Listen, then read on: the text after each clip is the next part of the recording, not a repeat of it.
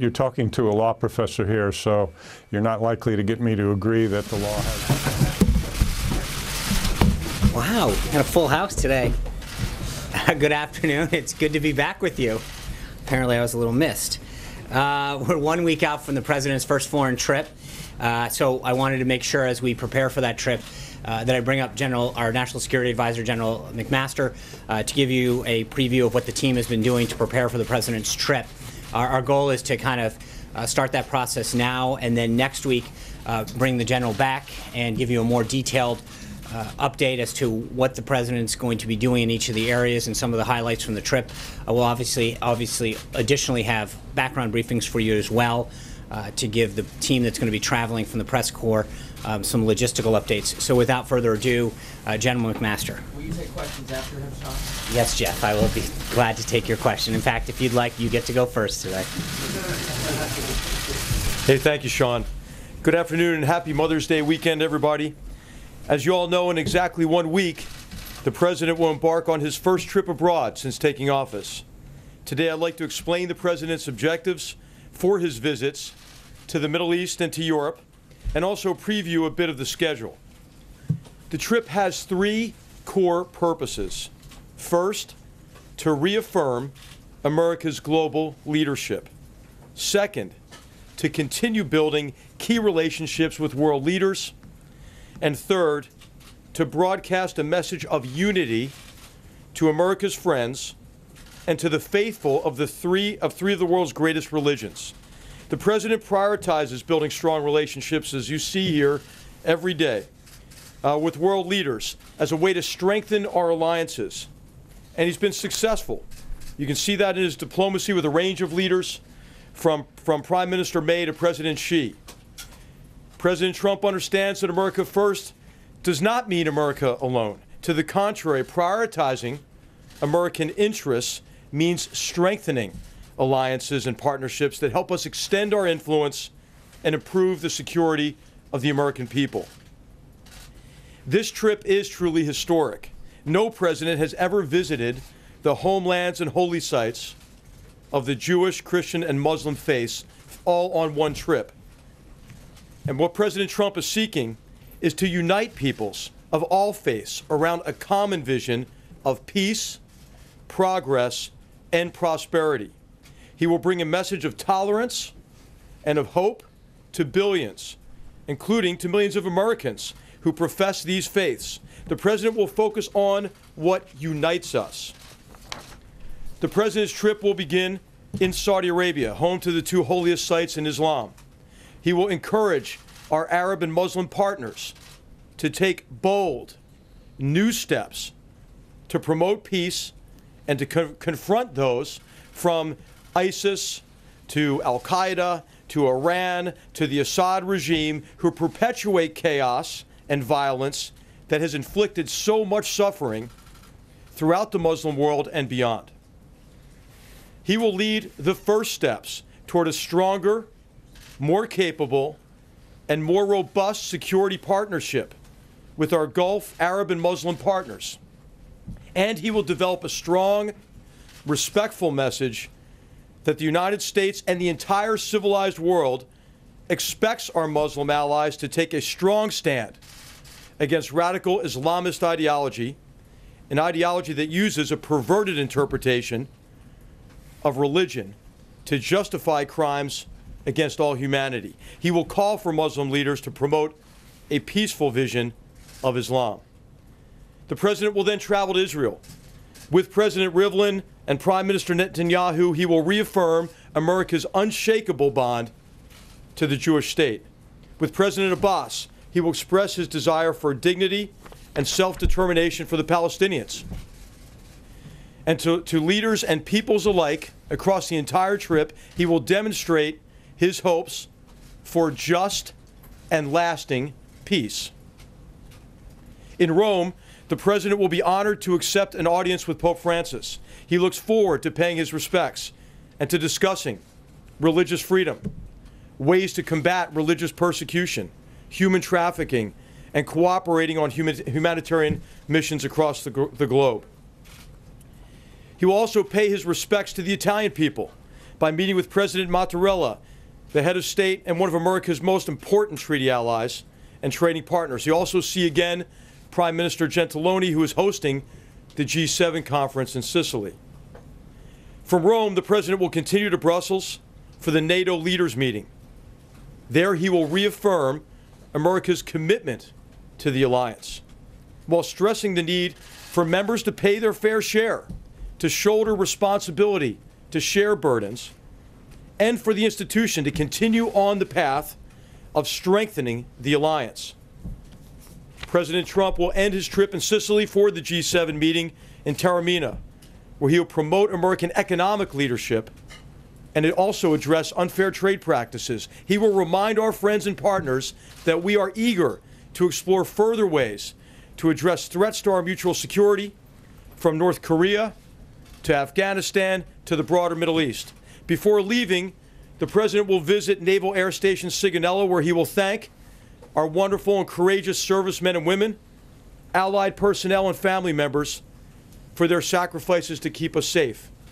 And across the trip, he will meet our diplomats, the staff in our embassies who represent us so well across the world. Lastly, just a few words on how this all came together. The impetus for this trip came from the President himself, and he has been fully engaged from the beginning, setting objectives, overseeing the planning. The President is receiving regular briefings from his cabinet and from our senior staff here on the national security side and on the economic side as well. Most of the leaders the President will meet on this trip, as you know, he's already met in person or certainly by phone. These relationships are off to a very strong start, and the trip is an opportunity to broaden and deepen those relationships. The administration continues to be in close contact and consultation with Congress, and we're drawing on the expertise across the Senate and the House in preparation for the trip as well. And finally, this really is a team effort. The White House and National Security Council staffs, the National Economic Council, continue to work closely with our Departments of State, Treasury, Defense, and others to fulfill the President's objectives and ensure smooth execution. On behalf of the President, I express the whole administration's thanks for all the hard work it takes to organize a trip of this scope and of this importance. So the President of all of us are looking forward to the journey. And with that, I'll take a couple of questions. Defer to Shonda. General McMaster, how was this president viewed among our Arab allies, Saudi Arabia, UAE, and others, compared to his predecessor? Well, I'll just say the President's leadership has been welcomed enthusiastically. There was a perception that America had largely disengaged from the Middle East in particular, and that disengagement coincided with this humanitarian and political catastrophe in the region. And so now there's a broad recognition among all of our partners in the region that American leadership is necessary to help address this catastrophe and to begin to move the region toward the peace, security, and stability that the people there so deserve. And so what you're seeing, I think, is a galvanizing effect of the President's leadership in bringing those leaders together across the region, and bringing them together for a positive agenda, right? Who's against ending this catastrophe? Who's against confronting these terrorists who are the enemies of all civilized people? Confronting Iran, who's participating in this cycle of violence, and to bring prosperity, peace to the region and the people who so richly deserve it. Thanks. Somebody who is crucial, obviously, in the intelligence community, somebody who's leading the National Security Council. So I have to ask you, this week in particular, there have been a lot of reports, including from our network, that intelligence officials are extremely concerned about how James Comey was fired. Do you believe that that threatens national security right now? Well, I told Sean that I would pass all those questions to him, and he'll be happy to answer that after this. But what I'd like to do is focus on the trip, and I'll come back next week with more details of the trip as well. Thanks, John. You said the president the impetus for the trip came from the president himself. Was it the president himself who decided to begin this trip in Saudi Arabia, the birthplace of Islam? And is there symbolic significance to that? And how many of our Muslim allies, how many Muslim majority countries will be represented at the meetings in Saudi Arabia? Yes. Well, this is the president's initiative to begin the trip in the Middle East, hosted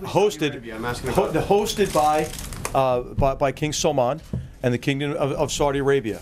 And the king is going to bring together partners from across the region to meet with the president. So the answer to your question is, and I can answer it in more detail next week, because it's still coming in, the sort of the final attendees. But he'll meet with a broad range of leaders in the Middle East. Of course, many of whom, most of whom he's met already here, or by phone certainly. And we have the Crown Prince Mohammed bin Zayed is coming, for example, on Monday as well. Steve. Sean, General McMaster, at the beginning of this very long week, we were hearing speculation that the president was considering thousands more troops for Afghanistan. When he goes to Brussels on Thursday of next week, what is the message to the NATO partners with respect to their commitment in this long fight? Yeah. Well, the key is that all of us have to be committed, right, to achieving our fundamental objectives in Afghanistan.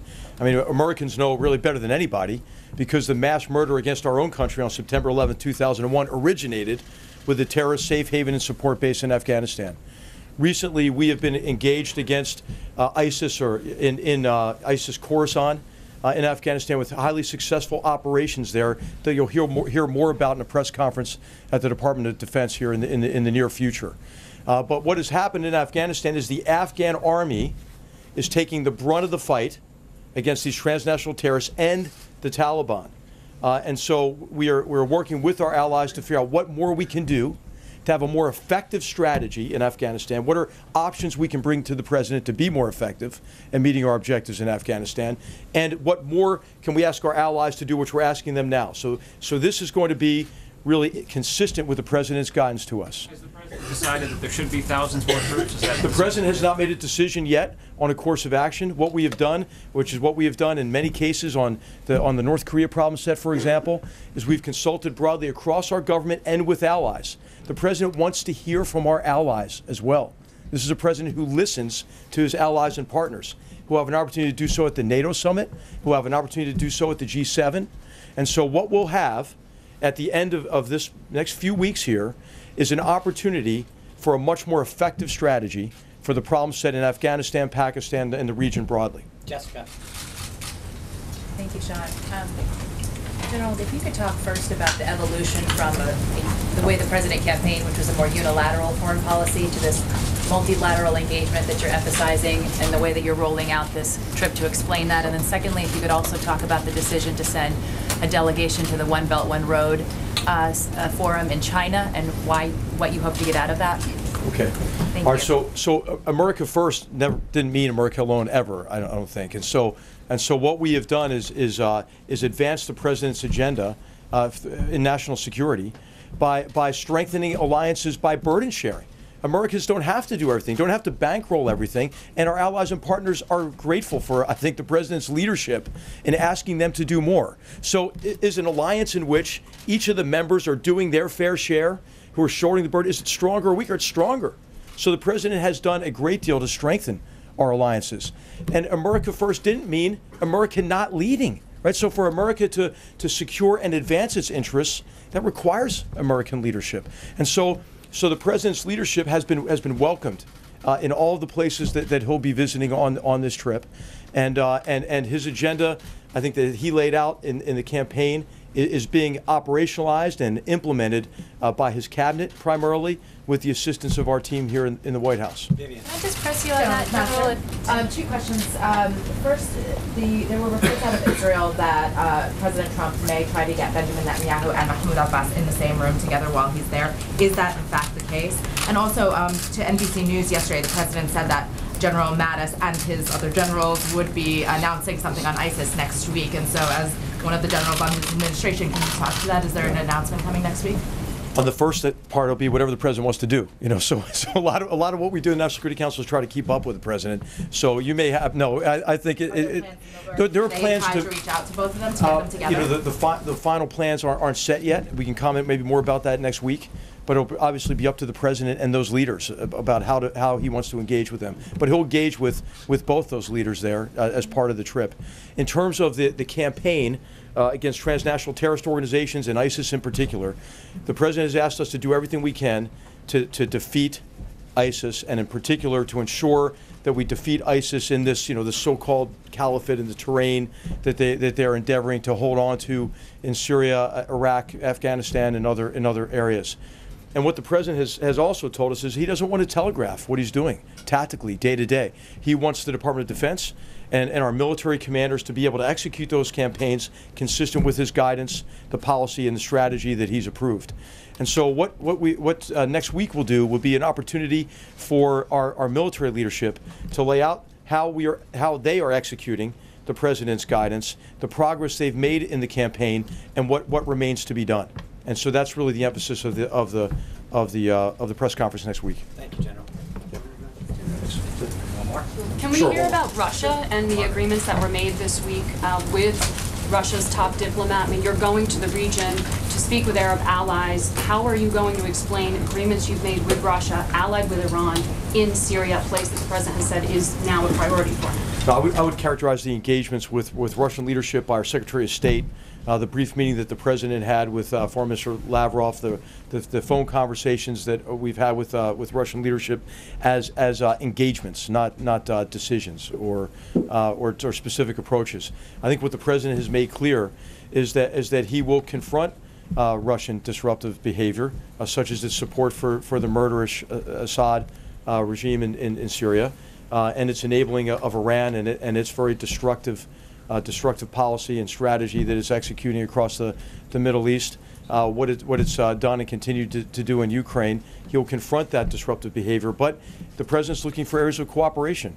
There are a lot of very significant security problem sets across the world. All of them would get easier, right? If Russia were to come to the conclusion that it could best advance its interests through cooperating with the United States and others to resolve those conflicts rather than perpetuate them. But aren't they party to those conflicts and causing them in Syria? I mean, the president said at the end of his meeting with Lavrov that it was really good, that there was, he spoke in very positive terms, that there was progress made. Are you saying there were no agreements? The president spoke in positive, affirmative, strong terms in his engagements with Russian leaders. Thank you very much. Just follow on my question. It's up to you. One more. I'll take one more. Sean. Karen. Back here, actually. Can you tell us a little bit more about the America First policy, about how it changed over time? Because it's not been very clear what it means and how other people would want to sign up for it. Well, what it means is that the president is prioritizing the security and interests of the American people. You can see that with what Secretary Ross has done in the economic relationship with China, to look for ways to advance American prosperity.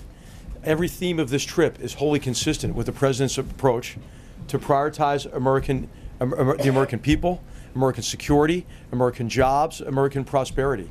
And so you'll see that with I think, almost a refreshing, I would say, integration of what we're doing in terms of security partnerships, along with economic relationships, and the diplomatic engagement that the president's cabinet has been engaged with since he's taken over as president. And this trip is going to be a tremendous way to solidify the gains already made and advance them further.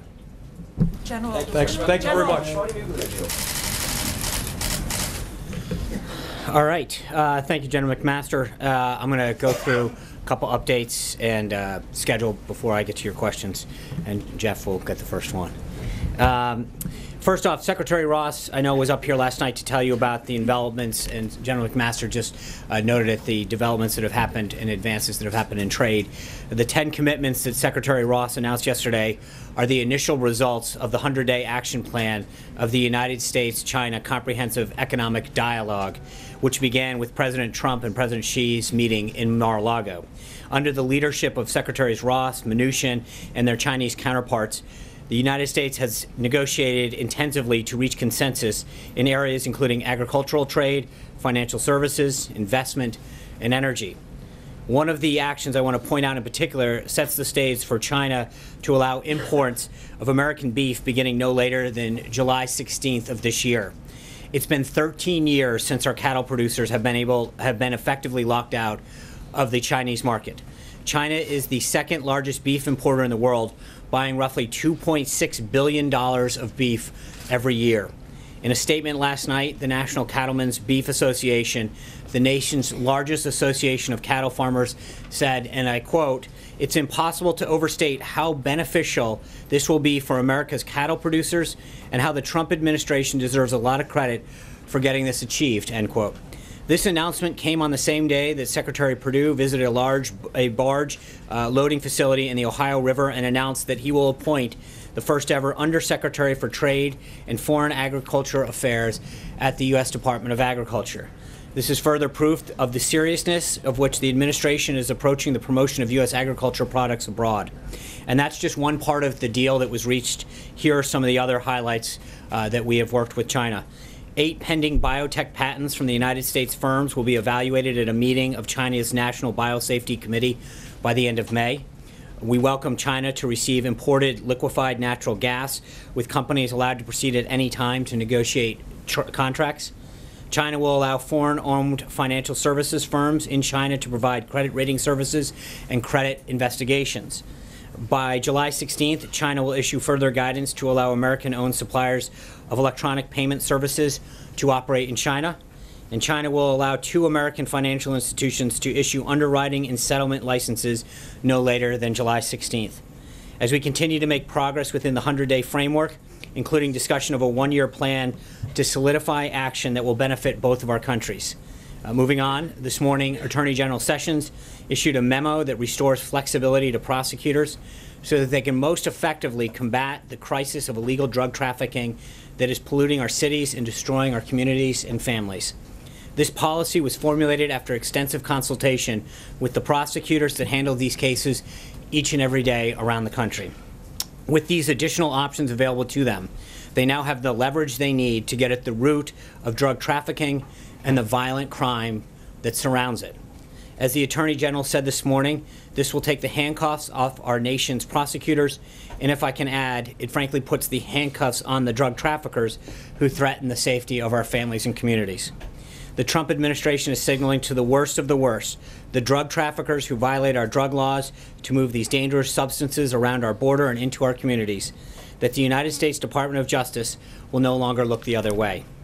This week, the administration has also been busy engaging with senators and their staffs now that the American Health Care Act and the relief it promises for the American people is in the Senate's hands.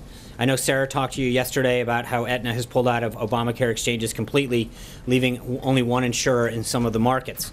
Another report yesterday out from eHealth showed that the average premium for individual plans has spiked 39% since 2014. In some cases, insurance premiums and out-of-pocket expenses have become families' most significant expenses. With each new report, it becomes clearer and clearer that we can't wait any longer to repeal and replace this failing system. Until we enact serious reforms of the healthcare system, the American people will continue to suffer under the consequences. Tomorrow, the President will deliver his first commencement address in Lynchburg, Virginia at Liberty. He is greatly looking forward to visiting with Liberty students and faculty who gave him such a warm welcome last year. He can be expected to note to the graduates his own change in status since they were last together. As many of you know, Liberty is the largest Christian school in the nation and has in recent years made many remarkable strides forward in its academic, extracurricular, and athletic endeavors. Besides taking note of these achievements, the President will be congratulating the graduates on their accomplishments and encouraging them to be a force for good in the world by standing up for their values that Liberty has taught them. He will be offering congratulations, thanks, and praise and encouragement on a day of optimism and new beginnings for the graduates as well as the nation. In terms of the rundown for next week, the President has a very packed schedule before we depart on his first foreign trip. On Monday, he's hosting the Crown Prince of the United Arab Emirates. On Tuesday, he'll welcome the President of Turkey. On Wednesday, the President will travel to New London, Connecticut to deliver the commencement address at the United States Coast Guard Academy. On Thursday, the President of Colombia will be at the White House for an official visit. And on Friday, we set off on the trip, with the first stop being Saudi Arabia. And finally, in honor of Mother's Day, this afternoon, the First Lady will host a reception in honor of military mothers in the residence, followed by a performance by the Army Chorus and Marine Band. The White House will issue a Mother's Day proclamation later as well. Beyond all of the activity here, this is the official reminder to everyone to get your flowers and cards before it's too late. And with that, Jeff Mason. Thank you for that reminder, Sean. You're welcome. Moving on to the news of the week, really, and the day, did President Trump record his conversations with former FBI Director Comey? I assume you're referring to the tweet, and I've talked to the President. The President has nothing further to add on that. Why did he say that? Why did he tweet that? What should we interpret from that? As I mentioned, the President has nothing further to add on that. Are there recording devices in the Oval Office or in the residence? As I've said for the third time, there is nothing further to add on that. Does he think it's appropriate to threaten someone like Mr. Comey not to speak? I don't think that's not a threat. He's simply stated a fact. The tweet speaks for itself. I'm moving on. John. If I could quote another one of the president's tweets this morning, he said, quote, "Russia must be laughing up their sleeves watching as the U.S. tears itself apart over a Democrat excuse for losing the election." What did the president mean by that? How specifically is the U.S. tearing itself apart over all of this? I think the president's comments about Russia and collusion have been very clear with respect to some of the charges that have been made. He's been very clear that it's one thing that he believes that the notion that there's collusion is a hoax. It's been reaffirmed by several people, including Senator Grassley and others who have spoken to him, and that he wants to make sure that he's focused every day on doing what's best for the American people. I understand all that, but we've said that many times, but how is the U.S. tearing itself apart? Well, I think obviously this has been a subject that comes up over and over again when it's been very clearly stated on multiple occasions that there's no collusion that occurred, and yet this narrative continues to be perpetuated. Do you think this is what the Russians wanted all along in interfering with the election? I don't. I have no idea. But what I'm just telling you is I think we've made it clear at this podium several times, and I think the President made it clear that what his feelings are on this. Sean, in the dinner that the President had with James Comey earlier in January, did the President implore him to pledge his loyalty to the President? Is that true? No. Did that happen? That did not happen? No. How important is it that the FBI Director be loyal to the President? Is that a quality the President wants to see in anyone, particularly his FBI Director? I think the President wants loyalty to this country and to the rule of law. Trey. Thanks, Sean. On the dinner with James Comey, does anyone in this White House have an audio recording of what unfolded during the January 27th dinner between the former FBI Director and the President of the United States? I'm not aware of that. I have one follow-up question for you. What can the administration do better when it comes to communication? Today, the President tweeted out that he felt from behind that podium it's not always possible to present the information with perfect accuracy. Mm-hmm. So, I think we come out here every day and try to do the best job we can communicating what the President's done and the accomplishments he's making on the American people. We get here early. We work beyond being here at this podium. As many of you know, we get here early. We work pretty late. We do what we can, but the President is an activist president. He keeps a very robust schedule, as many of you are very well aware, and as you can tell by the activities of next week alone. And I think sometimes we don't have an opportunity to get in to see him, to get his full thinking. In those cases, we do our best to follow up with you. But I think that there are times when you, more than not, read a story where someone's trying to pull apart one word, one sentence, and say, aha, and make it a gotcha thing. We work very hard to get you the most accurate and up-to-date information throughout the day. We don't always have the opportunity to get in to see the President, and in those cases, I think we do a pretty good job of following up and getting you the information after the briefing or in a subsequent. So that's exactly what he meant. Is the President considering canceling the daily press briefings? I think he's a little dismayed, as well as a lot of people, that we come out here and try to do everything we can to provide you and the American people with what he's doing on their behalf, what he's doing to keep the nation safe, what he's doing to grow jobs, and yet we see time and time again an attempt to parse every little word and make it more of a game of gotcha, as opposed to really figure out what the policies are, why something's being pursued, or what the update is on this. And I think that's where there's a lot of dismay, and I don't think it's something that just alone the President feels. Can I ask you one final logistical question? Final. It's Friday. On the original question I had about the dinner on January 27th with James Comey, right.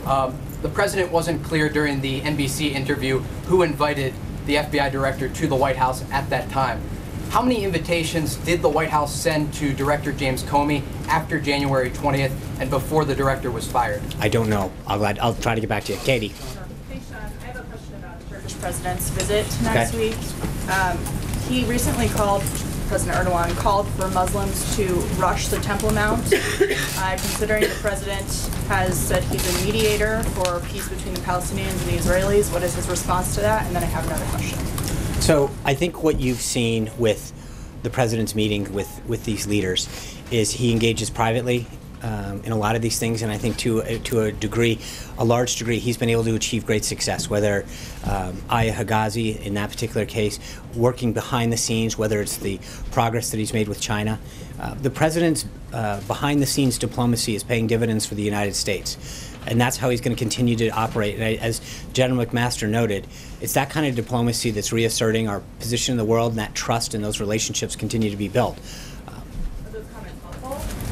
Well, again, I think there's a difference, Katie. If we can get out here and I think what the president believes is that behind-the-scenes diplomacy pays dividends in terms of affecting behavior and outcomes and furthering the goals of the United States. So that's as much as I want to say there. My other question is the discussion about the refugee crisis, which is fueling problems in Europe. The president has talked about refugees being a problem in the United States and terrorists hiding refugees, or refugees hiding in the terrorists hiding in the refugee stream. Excuse me. Is he going to talk about that with Arab leaders specifically when he visits Saudi Arabia, or is that not something that he's willing to bring up to those? I mean, he's talked about safe zones. He talked about it yesterday with the foreign minister, or earlier this week rather.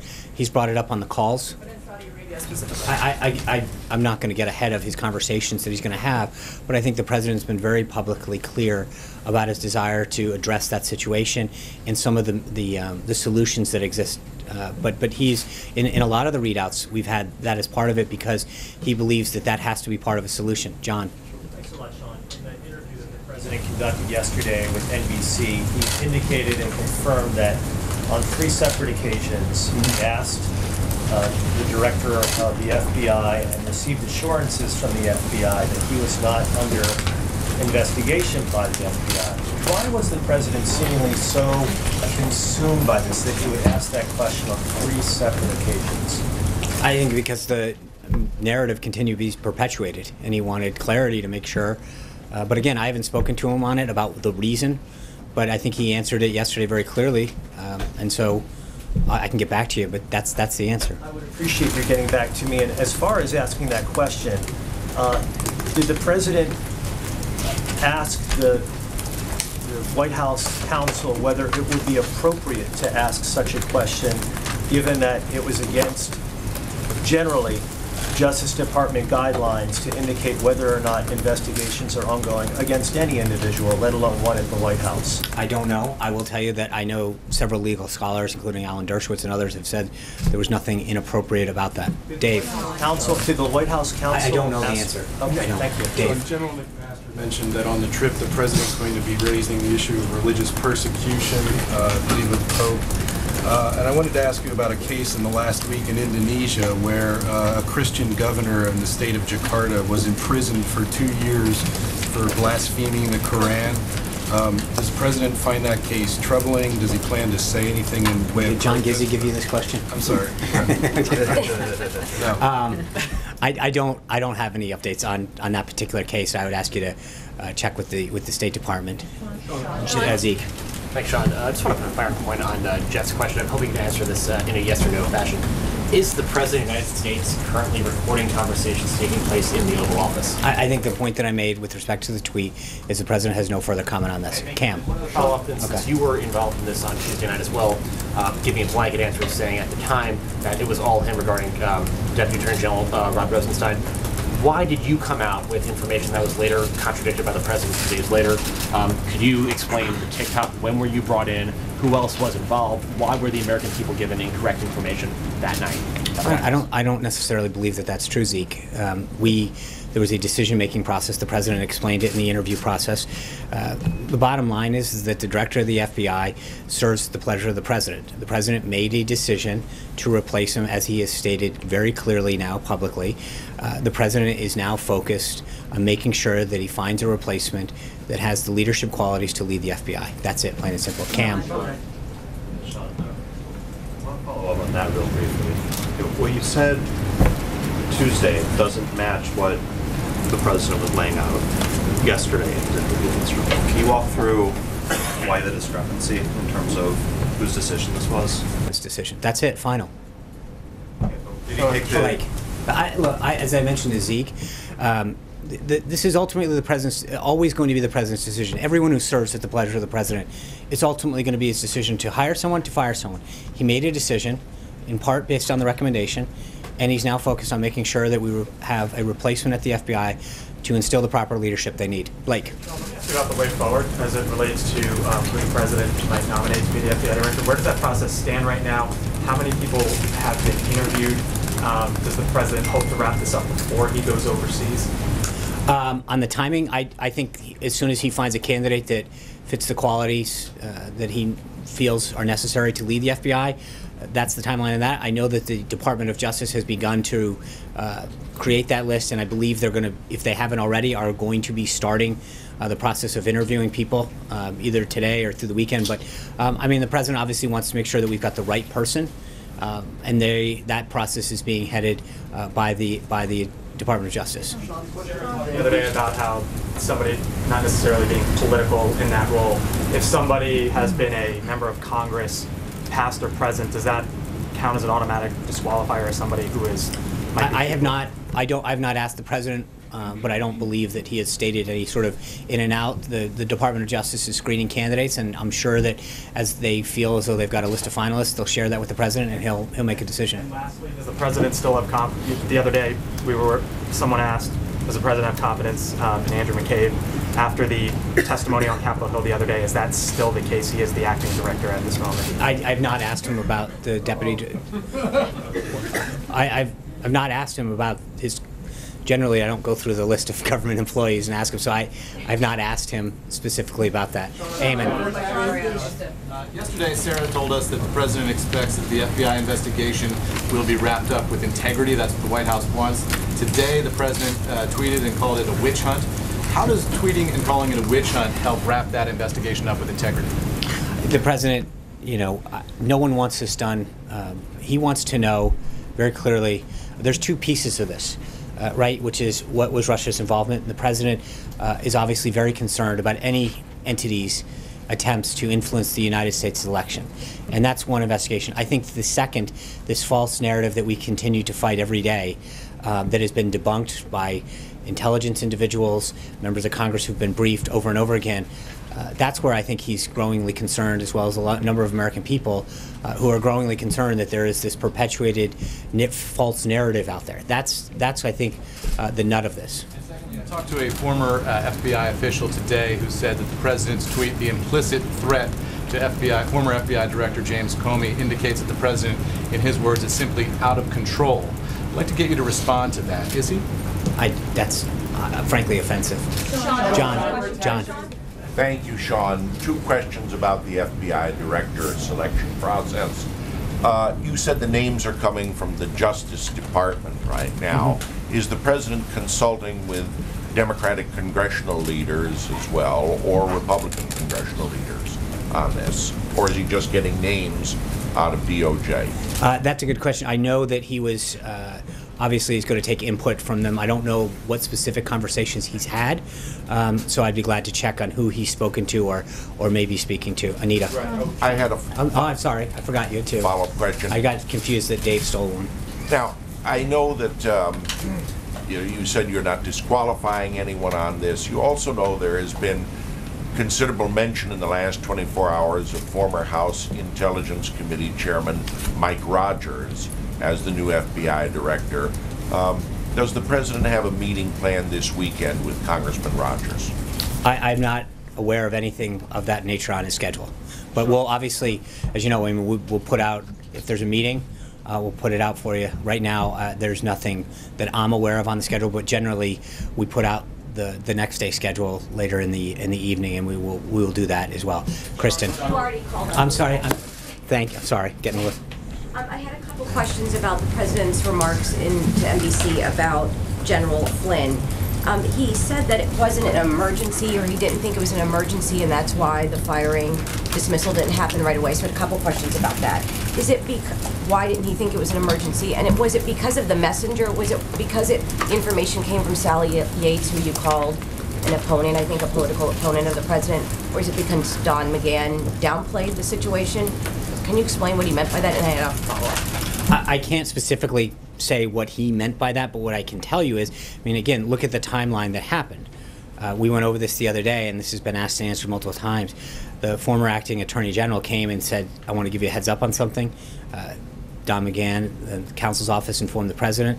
They asked for the documents or materials that she had referred to. It took, I forgot now, 5 or 6 days to get those. They reviewed them, and he was asked to resign shortly thereafter. But I think that there is a difference. There wasn't a review process. That was the review process in this case. As the president noted yesterday during his interview, he had been thinking about this for a long time. The Justice Department had done a review. But again, I'm not really sure in both cases.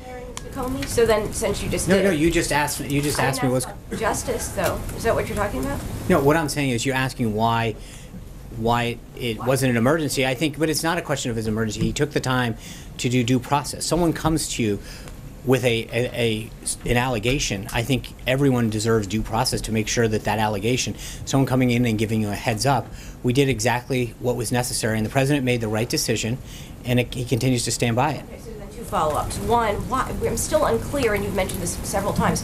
Why did it take so long for the White House to get those documents? I don't know. I think we've. The White House asking you couldn't go get the documents? That's not. Making it sound that is rather, with all due respect, it's not how it works. They're the ones who possess the documents. They had them in their possession. I believe they asked for them, and it took a while. Is it because she was fired, though, in between? No, I think part of it is just there's some of these things don't happen as easily in terms of where they're stored. I don't know the answer, but I think that in the course of action, if you look at the intervening days, that's a question that you should ask the Department of Justice. Okay, and I sort of had a follow-up. I'm sure.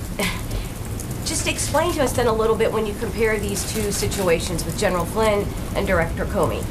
The memo came one day, and he was fired that day. That was the review process, and General Flynn was 18 days. No, that's a huge difference. Why was one so fast when one was 18 days? Well, I think first of all, they both had a review.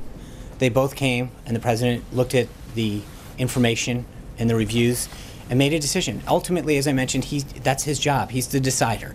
He felt as though he had the information necessary in both cases to act, and he did. Vivian. Sean, in the tweet about Director Comey, he said the president says that he better be careful before he goes leaking to the press. Yesterday on NBC News, the president called him a showboat and a grandstander. Does the White House acknowledge that Director Comey has a First Amendment right to speak to the press if he so chooses to set the record straight about any of this, instead of just leaking? It may not be leaking. It may just be his First Amendment right to speak to the press. Well, everyone in this country has a First Amendment right. I think the difference, and you've heard the president echo this multiple times, is that sharing information that's not meant to be or is not authorized to be in the public domain in terms of the classification of it is concerning. And I think the president's been very clear over and over again of his concern with respect to information that gets put in the public domain that's not meant to be. But I don't think that those are. Everyone in this country has every right to speak their mind and express themselves in accordance with the Constitution. Okay, and follow up, just in terms of the FBI being in disarray, also with the president's comments, is he concerned that if he continues like this, it could jeopardize morale at the FBI instead of actually kind of correcting a problem that he obviously observes there? Well, I think that one of the reasons that he wants to go through the process of finding an individual who can lead the FBI and the men and women who serve there so bravely and ably is to make sure that morale and the focus is as it's supposed to be, and that you have a leader that can do that. And you know, as you mentioned, it's the crown jewel of law enforcement. And I think the reason that he wants to go through this process and choose a leader that can be restore leadership, ensure that morale stays where it needs to be, and that there's a focus. That's why he's conducting the process that he has. And so, Jessica. Can I give my question to Kristen and then take the question back? What's that? You called on her first, so I just wanted to give her the question that you promised her before, and then I'll pick up from there. I'll your question. Thank you. I just want to. I want to ask currency exchange back there with questions. I want to ask you. President Trump seemed to rely on James Clapper this morning when he tweeted that virtually he and everyone else with knowledge of the witch hunt says there is no collusion. James Clapper himself today told Andrea Mitchell, I don't know if there was collusion or not. I don't know if there's evidence of collusion or not, nor should I. On March 5th on Meet the Press, when he was asked a similar question, he said, not to my knowledge. So can you describe the discrepancy and explain it? No. I actually think that that's a great question that you should ask Director Clapper. I think... No, between Director Clapper's comments and President Trump, why is he leaning on Clapper when he said, I have no knowledge of whether there was No, collusion? I think on several occasions, Director Clapper has said that he has no knowledge of any collusion. That's it. I mean, that's the point that he is... He hasn't been briefed. He said he wouldn't know because he hasn't been briefed on He was the DNI up until investigation. January 20th. Today that he said, nor should I have in this particular context. He made the case that he's Right, not and briefed on an FBI investigation, that that's not his purview. Fair enough. He's the Director of National Intelligence. On multiple occasions prior to today, he made it very clear that he was unaware of any collusion. The point was he wouldn't know. Well, right? but then- There'd but- been no final conclusion. Right, I There'd been understand no final that. conclusion. I understand The that, but then, president seemed to indicate so that so there the was question that I would ask then, Kristen, is then why did he say what he said before?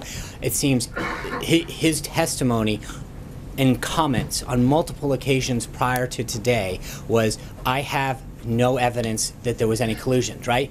So to suddenly today shift his story, I believe that the question should be asked to him. You are the Director of National Intelligence. You said multiple times, including in testimony in front of Congress, under oath, that there was no collusion. I believe that that's a question for him. final conclusion made about this investigation, right? There's an ongoing investigation. He's not making that argument, is he? I understand, but my point is that all we're able to do at this point is that the people who are aware of the former Director of National Intelligence, the head of the nation's agencies, intelligence agencies, makes multiple statements, as others, Charles, Senator Grassley and others, talking about the involvement, making it very clear that there was none. We took him at their word then, and we continue to believe. But I want to well, then move on that to just again, one I other think question. that. But the question, Kristen, before you move on, is then why did he make the statements that he did when he did? To turn around now, months later, and say, well, even though I made those comments on multiple occasions, I wasn't briefed. I appreciate. It's not surprising or abnormal that I would not have known about the investigation. Yeah, it sounds like the story has changed. The context of the investigation. Okay. Well, ultimately, there's been several. Very quickly about the Well, accuracy. do you mind if I think in this case, it is interesting how the story has changed. He made those comments several times over several courses of action. And to say that the Director of National Intelligence, who stated unequivocally what his position was on multiple occasions before today, and now suddenly is saying, I wasn't sure about it, that the burden seems to be on him, not us. But moving on to the You accuracy. can apply for like a Clapper spokesman job. No, but I just am interested in the discrepancy in drawing a And final I think that that's a conclusion on the great part thing of to the ask him. president. No, on the part of the president. Okay. Drawing a final conclusion about the investigation. In terms of the accuracy tweet, should we take that tweet to mean that you don't have the full picture when you stand at that podium? As I said, we come up here every day, not just to the podium, but we are here first thing in the morning till late at night every day, answering your questions on a variety of subjects and throughout issues that are happening in the government. We, as most of you can attest, work day and night to make sure that we get you the most up-to-date, accurate information at all times. With respect to the president, as I mentioned, he's an activist president. He keeps an unbelievably busy and robust schedule. And there are times when we give you the information that we have at the time and we seek to get an update. And I believe that you and others will attest to when we don't have an answer, we try really hard to either update you after the fact or to get you the facts that we didn't have at the time. But we work really hard every day to do that. And I think the president's point that I pointed out earlier is that there are times when we're asked a question, we do our best to give you the answer, and every word is picked apart to try to figure out how to make an issue out of it, as opposed to allowing us to, talk to the president, get his current thinking and updates if we hadn't had an opportunity to do that at this time. Jennifer. Thank you. Sean, can I actually pick up I'm sorry, there, if you don't Jessica, mind? then we'll Thank do you the so much. J's. So I wanted to ask you about the One Belt, One Road Summit that Mhm. starts on Sunday in Yes. China.